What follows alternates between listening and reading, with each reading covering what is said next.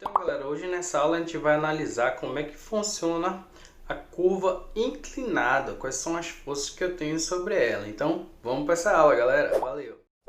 Uma curva inclinada, a gente vai ter a seguinte situação. O carro está fazendo aqui a curva, tá? Imagina que eu estou vendo ele assim, ó, de frente, tá? E eu vou verificar que eu tenho três forças sobre ele. Uma delas te puxando para baixo, que vai ser a força peso.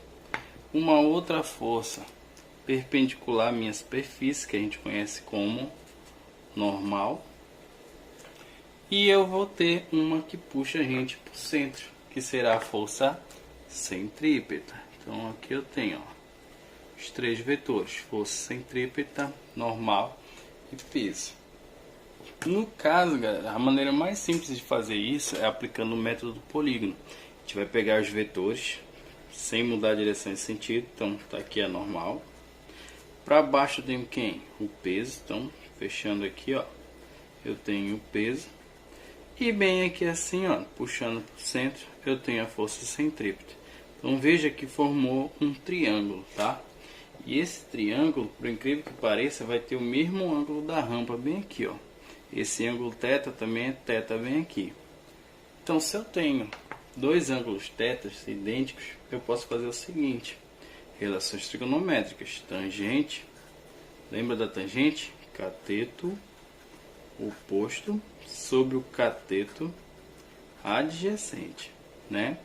Quem é que faz o papel do cateto oposto, galera? Cateto oposto aqui, ó, é o que está na frente do ângulo, no caso será a força centrípeta. E o adjacente é aquele que está colado com o ângulo, que no caso seria força peso. Então tá aqui as forças. O peso está dividindo, vem para cá como? Multiplicando. Então força centrípeta é igual ao peso vezes a tangente, galera. Então tem essa situação aqui. Agora eu vou fazer o seguinte: quem é a força centrípeta? Massa, velocidade ao quadrado. Tudo isso dividido por quanto, galera? Por 2. Por 2? Não, né? Pelo raio. Está confundindo aí com a energia, né? Então, no caso, quem é o peso? Massa vezes a gravidade vezes a tangente do ângulo. Tranquilo até aqui, galera? Vamos lá.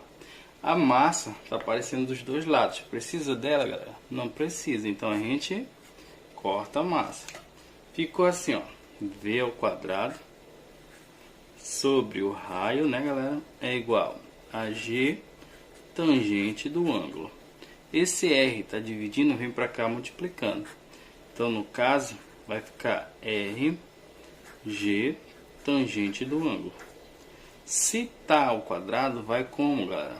Raiz quadrada, né? Raiz quadrada de quem? De R vezes G vezes a tangente do ângulo. Então, toda vez que eu tiver uma curva inclinada, galera, eu vou ter esse esquema aqui, ó, para resolver esse tipo de questão. Então, toda vez que eu tiver a curva inclinada, eu vou perceber que a velocidade ela está dependendo de quem? Do raio da minha circunferência e do ângulo da minha curva inclinada aí, galera. Então, ficaria assim o esquema de uma curva inclinada. Valeu, galera!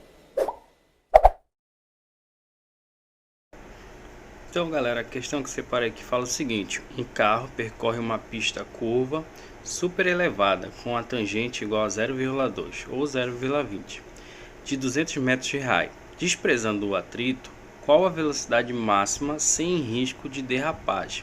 Adote a gravidade igual a 10 metros por segundo. Então, galera, bora fazer essa questão aí. Viu a questão?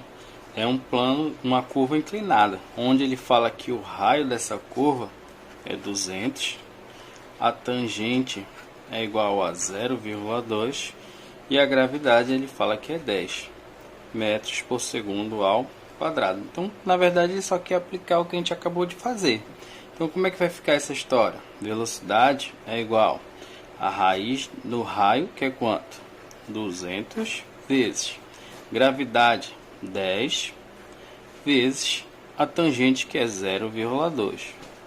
Fazendo isso aqui, ó, você vai encontrar o seguinte: 10 vezes 0,2, 2. 2 vezes 200, então a gente encontra um valor de 400. E a raiz de 400, moleza, né?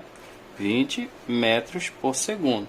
Só que quando a gente vai para as alternativas, ele não quer em metro por segundo, ele quer isso aqui em quilômetro por hora. Então o que a gente vai fazer? Pega esse resultado e multiplica por 3,6. E eu fazendo essa multiplicação por 3,6, a gente vai encontrar que essa velocidade é de quanto? 72 quilômetros por hora. Então tá aqui, galera, acabamos de aprender a curva inclinada, acabamos de fazer um exemplo prático aí para você. Até a próxima aula.